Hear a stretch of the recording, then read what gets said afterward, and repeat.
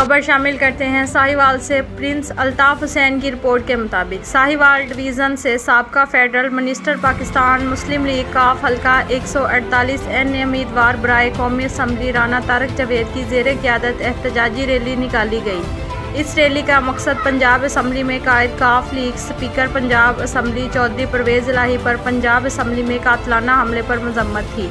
ये रैली राना तारक जावेद के डेरे से रवाना हुई और साहिवाल प्रेस क्लब जाकर अख्ताम पजीर हुई। रैली में लोगों की कसीर तादाद ने शिरकत की। रैली से खिताब करते हुए राना तारक जावेद साहब ने कहा कि हम चौधरी परवेज़ इलाही पर असम्बली में कातलाना हमले की शदीद मजम्मत करते हैं। उन्होंने कहा कि हमारे कायद पर यह हमला नाकाबिले बर्दाश्त है।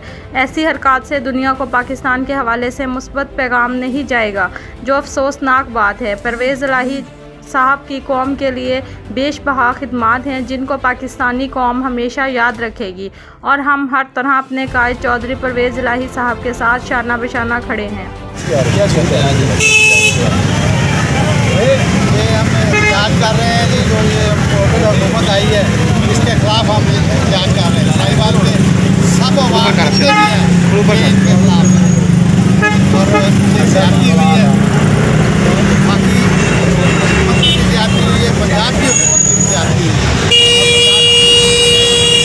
जुल्म हुआ है सबको मालूम है। एक पूरे सियासतदान उन्होंने दावा बोला और मुंडों की तरह उन्होंने जो है ना काम किया। सारी परवेज़ इलाही जिंदाबाद, परवेज़ इलाही जिंदाबाद।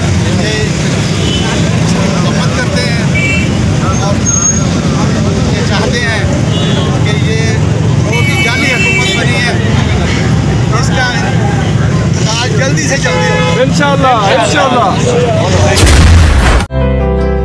अल्हम्दुलिल्लाह घुर्की अस्पताल लाहौर में कैंसर के मरीजों का इलाज साइबर नाइफ के जरिए शुरू कर दिया गया है।